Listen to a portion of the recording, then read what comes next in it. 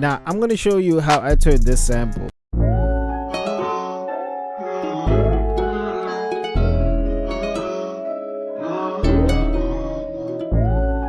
into all of this shit, bruh.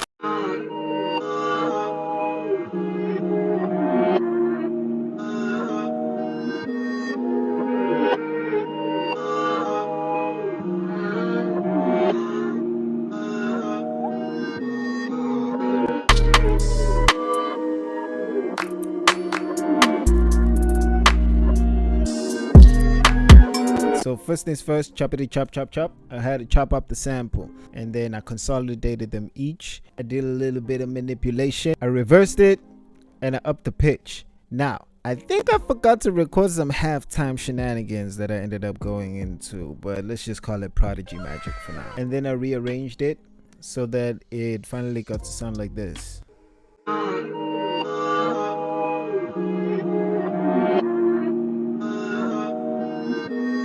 I know. That's still the same sample. I put it into an effect bus. In the effects bus, I have origin. I have magic switch in place, which is basically a chorus effect. And then I had phase mistress arranged, which pans the melody in different directions.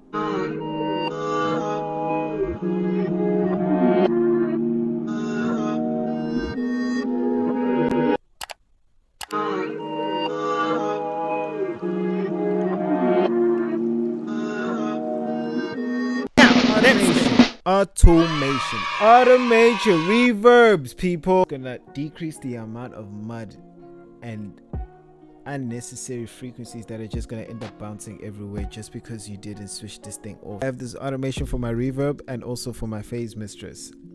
The gain knob is automated so that it can switch on and off when the effect can be applied.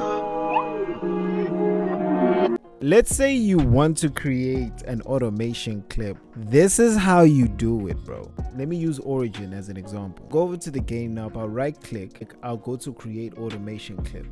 Now, before I do all of that, to make sure that the automation clip doesn't cover the entire song, you go into highlights, just a couple of bars, maybe like 8 bars.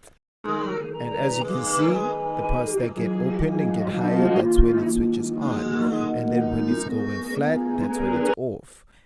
And you can be experimental and as wild as you can be. Let's go into the drums. So first things first, I separated the drums into 2 parts. There's gonna be the first part where instead of a regular snare, there's a rim. And these are the sounds that I found that will add into the percussive elements that I found pretty tasty when I was listening to it, you know. After that, I found a plain bass on Serum. Because there's the bass and then there's the 808. The 808 is going to come in the hook and the chorus later. Oh yeah, and I also added a couple of kicks. And just for that, wake the fuck up, nigga. And then all together, that first part, that's going to give us the bridge-like feel. That's how it sounds like. These are the drums I put in the hook.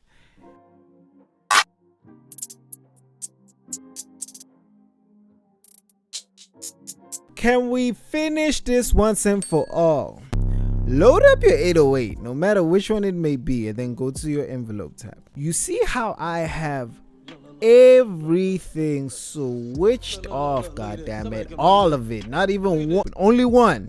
The hold, how long the note is going to hold when you press on your key. And when you let go of the key, it will shut the fuck up.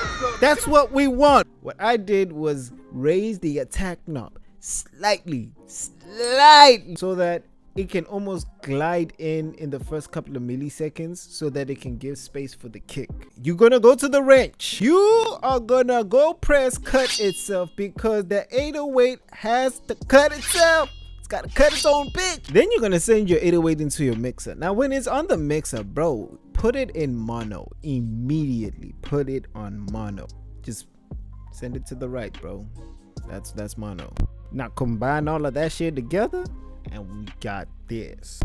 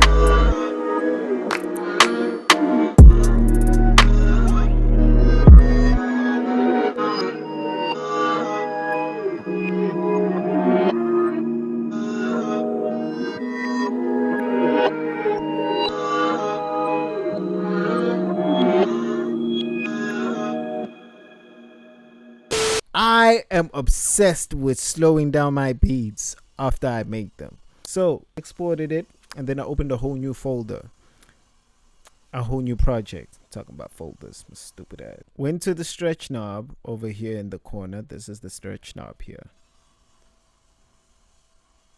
And then I stretched it all the way there. Okay, maybe not there, but yeah, all the way there. And then I